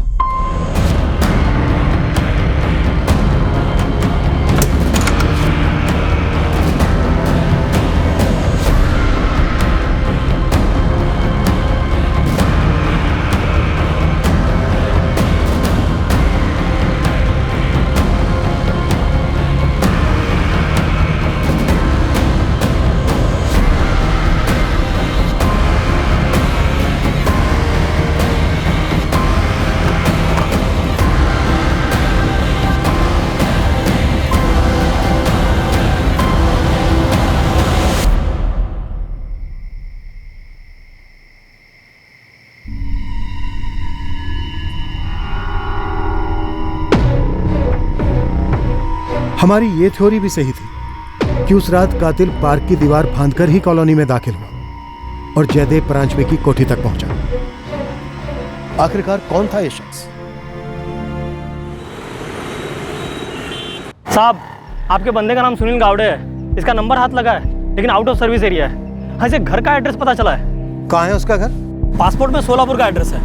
सोलापुर से लाया गया था बंदा। सोलापुर का हिस्ट्री शीटर है तो तेरे हाथ कैसे नहीं लगी इसकी हिस्ट्री? नहीं साहब, कोई हिस्ट्री नहीं है। यहाँ के एक वीज़ा एजेंट से इसका कच्चा चिट्टा हाथ लगा है। मेरा बंदा जावेद घूमते घूमते एक वीज़ा एजेंट के टच में आ गया। उसी ने सुनील गावड़े को पहचान लिया साहब। इस वीज़ा एजेंट का और सुनील गावड़े का कुछ लफड़ा हुआ था साहब। हाँ, मैंने आपके बंदे को बताया था कि मैं सुनील गावड़े को जानती हूँ। बहुत ही अजीब कैरेक्टर है। और बताइए उसके बारे में। वैसे बताने के लिए तो कुछ ज़्यादा है नहीं। सुनील गावड़े ने हमसे यूके का टूरिस्ट वीज़ा करवाया था। 2 वे टिकट्स होना ज़रूरी है। इन्होंने लंदन जाके रिटर्न टिकट दिखाया नहीं तो लंदन से इसे वापस भेज दिया गया। बस तब से लेके रोज़ यहाँ धमक जाता है, चिल्लाता है, पुकारता है। प्लीज अभी के अभी लौटा दो। मुझे मेरा फुल एंड फाइनल पेमेंट अभी के अभी चाहिए। चलो बनाओ check. Sunil ji please understand, हमने आपका टूरिस्ट वीजा बनाया है, वर्क परमिट नहीं। मुझे वर्क परमिट वीजा ही चाहिए था, टूरिस्ट वीजा नहीं। मुझे लंदन काम करना था, घूमने नहीं जाना था वहाँ। आई अंडरस्टैंड सुनील जी, गलत है ना, लेकिन आपने टूरिस्ट वीजा का फॉर्म भरा था। हमने सारा पेपर वर्क, सारी फॉर्मेलिटीज टूरिस्ट वीजा के हिसाब से की हैं। वो सब मुझे नहीं मालूम। आप मुझे अभी के अभी मेरा नया वर्क परमिट वीजा बना के देंगे, नहीं तो मुझे मेरे सारे पैसे लौटा दो। Sunil ji please calm down, आप बच्चे जैसी जिद कर रहे हैं। UK visa is not an easy visa to get, it's a very tough visa. बहुत ही कॉम्प्लिकेटेड और लेंदी प्रोसेस होता है। मुझे जो मिला है वो मेरे किसी काम का नहीं है। मुझे मेरे सारे पैसे अभी के अभी लौटा दो, नहीं तो मैं आपके खिलाफ पुलिस कंप्लेंट करूंगा and I will take your company to the consumer court. Okay? बस तब से आए दिन यही धमक जाता है, बकवास करता है, लड़ाइयाँ करता है, हंगामा मचाता है ऑफिस में। लास्ट वो 17 नवंबर को आया था। 17 नवंबर? डेट आपको पक्का याद है? हाँ भाई, ट्रैवल एजेंसी है, डेट और टाइम से हम रोज खेलते हैं।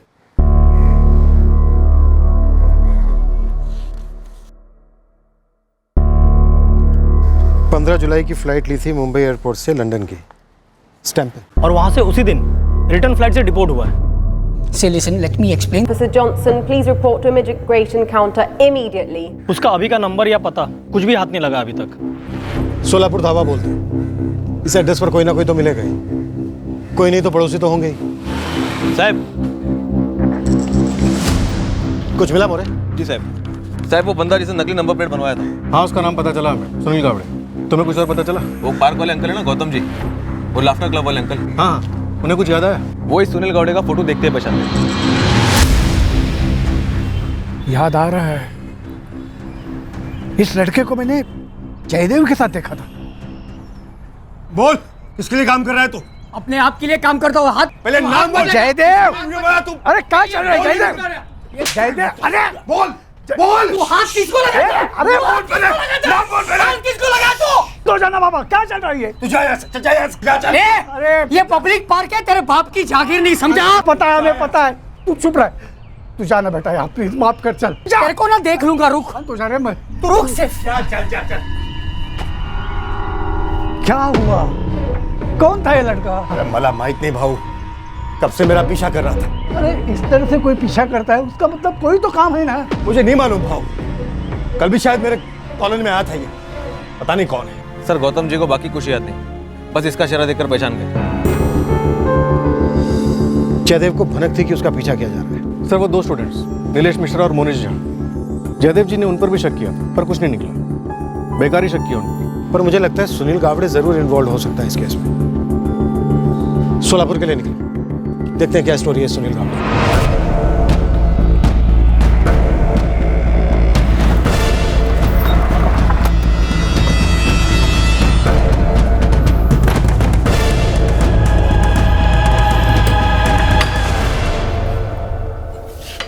जी सुनील गावड़े यहीं रहता है? हाँ, सुनील मेरा बेटा है। बुलाइए उसे। आप लोग कौन है? पुणे पुलिस। कहाँ है सुनील? सुनील यहाँ नहीं है, लंदन में है, जॉब कर रहा है। कब से जॉब कर रहा है लंदन में? जुलाई में गया था तो 5 महीने हो गए। लंदन वाला नंबर दीजिए जरा, जिस पर आप लोगों की बात होती है। पहले कारण तो बताइए कि बात क्या है। आप पहले नंबर दीजिए, हम कारण भी बताते हैं। सर ये सुनील अपने माँ बाप को भी चुना लगा, यहाँ का नंबर इस्तेमाल करके लंदन का झांसा दे रहा है कई महीनों से। हमने लंदन का नंबर मांगा तो यहीं का कोई नंबर मिला। सुनील का नंबर SMS करो, अब धरते हैं इसे। सुनील के माँ बाप को भी यहाँ ले आओ, और याद रहे वो सुनील को कुछ भी इन्फॉर्म ना कर पाए, ठीक है?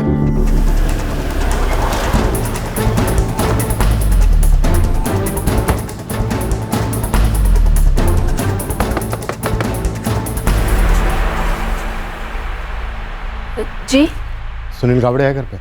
जी है। लो। सुनील सुनील।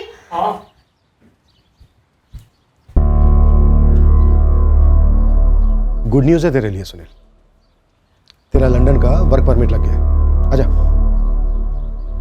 सोलापुर से तेरे माँ बाप को भी बुलाया है, उन्हें भी पता चला है कि लंदन से तू लौटा है। ओ साहब आएगा ना साहब, प्लीज आपको जो चाहिए वो मैं सब बोलने को तैयार हूँ, लेकिन मेरे आई बाबा को वापस सोलापुर भेज दो सर, इस संगाना है ना साहब। चल। ओ साहब प्लीज। क्यों? तेरे माँ बाप को पता नहीं चलना चाहिए तेरे डबल मर्डर कांड के बारे में? साहब आपको जो चाहिए वो मैं बोलने को तैयार हूँ, लेकिन मेरे आई बाबा को इस सबसे दूर रखो प्लीज।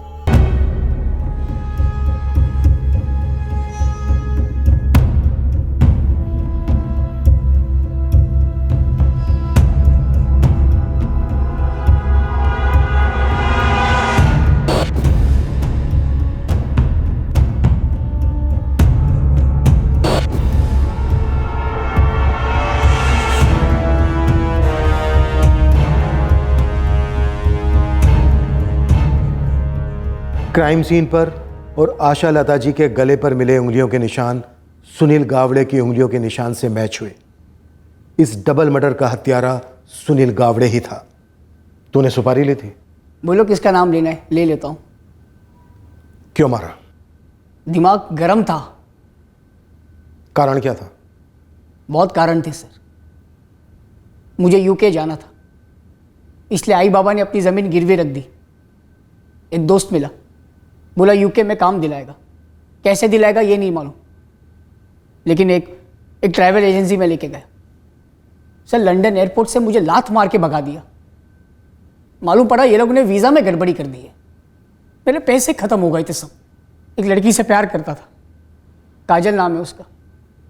उसको अपने पास रखना था। उसकी लाइफ भी झंड थी सर। बहुत कारण थे सर। कत्ल करने का क्या कारण था सुनील? जयदेव और उसकी बूढ़ी माँ ने क्या बिगाड़ा था तेरा? तो मैंने उस जयदेव का क्या बिगाड़ा था? चुपचाप वहाँ गार्डन में फ़ोन पे बात कर रहा था अपनी आई बाबा के साथ। वहाँ वीज़ा ऑफिस में झगड़ा कर आया था। दिमाग गर्म था और इस आदमी ने गर्म दिमाग में घी डालने का काम किया सर। नहीं नहीं बाबा, मैं कुछ करता हूँ। मेरी सैलरी अब तक हाथ में नहीं आई है, लेकिन कुछ ही दिनों में आ जाएगी। जैसी आती है मैं आपको तुरंत भेज दूंगा। साहूकार तो अभी तू तड़क पे उतर आया है। बाबा मेरे भी यहाँ पे 10 टेंशन चल रहा है। अभी मैं काम करूँ या फिर नहीं बेटा, मैं समझ सकता हूँ, लेकिन ये काम हो जाएगा, बहुत जल्दी से जल्दी हो जाएगा। मैं यहाँ ऐसी थोड़ी ना बैठा हूँ, बस कुछ दिन और। मैंने यहाँ पे सारी सेटिंग कर ली है, बहुत जल्दी मैं लौट कर आपको सब कुछ सुनाऊंगा। साल का है? क्या हो रहा है ये? फोन दे मेरा इधर। फोन दे। कब से मेरा वीडियो उतर रहा था? मेरा वीडियो मैं तेरा वीडियो क्यों निकालूंगा? मेरा वीडियो बना रहा था। अरे कौन है तू? कब से मेरा वीडियो बना रहा था तू? अबे तू पागल है क्या? मैं तेरा वीडियो क्यों निकालूंगा? कौन है तू? फोन दे के आ तू। अरे मुझे उल्लू समझ रखा है क्या? कब से वीडियो बना रहा था तू मेरा? अरे बुड्ढे तू पागल हो गया क्या? सेटिंग क्या है तेरी? क्यों आया क्यों तू इधर? सटिया गया बुड्ढे, निकल यहाँ से चल। बोल साले तुझे दिखाता हूँ कभी। बोल, हिम्मत है तो बोल, नाम बोल तेरे बॉस का। कौन है तेरा बॉस? किसके लिए काम कर रहा है तू? बाबा वीडियो बना रहा था मेरा। शांत हो जाना बाबा, क्या चल रही है? तू जा यहाँ से, जा यहाँ से। ये पब्लिक पार्क है, तेरे बाप की जागीर नहीं समझा? तू जाना बेटा यार, प्लीज माफ कर, चल।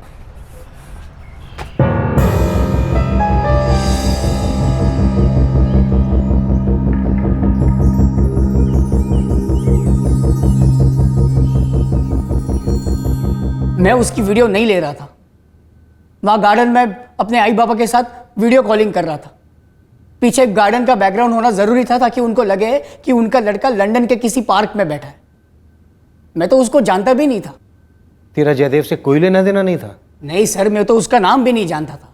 उसका बदला लेने तूने जयदेव का पीछा किया, उसके घर का पता किया, छुरा लेकर उसके घर गया, जयदेव और उसकी बूढ़ी माँ का कत्ल कर घर लौटा और जयदेव की कार लेकर निकल गया। पैसे नहीं थे सर, दिमाग सटक गया था।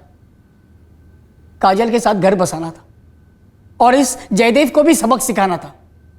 यकीन कीजिए सर, गुस्से में आके मैंने मार दिया। मुझे नहीं मालूम था कि उसके घर पे ये कैमरा वैमरा है। वो तो मेरे लिए बोनस था। तूने एक बूढ़ी औरत को गला दबा कर मार डाला, जयदेव पर 14 गहरे घाव किए, सिर्फ सबक सिखाने के लिए। हाँ,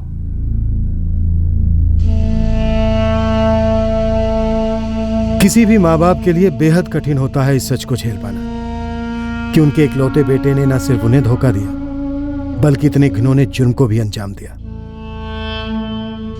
सुनील की प्रेमिका काजल जोशी को सुनील के जुर्म के बारे में कुछ भी मालूम नहीं था। असलियत जानकर वो न सिर्फ सदमे में है, बल्कि उसका भविष्य और भी डामाडोल हो गया है, क्योंकि वो अपने पति को छोड़कर सुनील के पास आई थी। और वो जोड़ा जिसका इस डबल मर्डर से कोई डायरेक्ट लेना देना नहीं था, उनके रिश्ते पर इस केस का बहुत बुरा असर पड़ा। इस कांड के चलते इस जोड़े के बीच की दरार बहुत बढ़ गई है, क्योंकि बेवफाई का शक सबूत समेत यकीन में बदल गया। सिर्फ थप्पड़ का बदला लेने के लिए? हाँ, वजह तो यही थी। हमने चुराए गए लेंसेज, कैमरा, लैपटॉप रीसेल दुकान से बरामद कर लिए। क्राइम सीन से जो हमें फिंगरप्रिंट्स मिले थे, वो सुनील के फिंगरप्रिंट से पूरी तरह से मैच करते हैं। यकीन नहीं हो रहा है सर, सिर्फ गुस्से में उसने ऐसा किया, सबक सिखाने के लिए? क्या तो यही रहा है और लग भी यही रहा है। दुखद है पर सच यही है।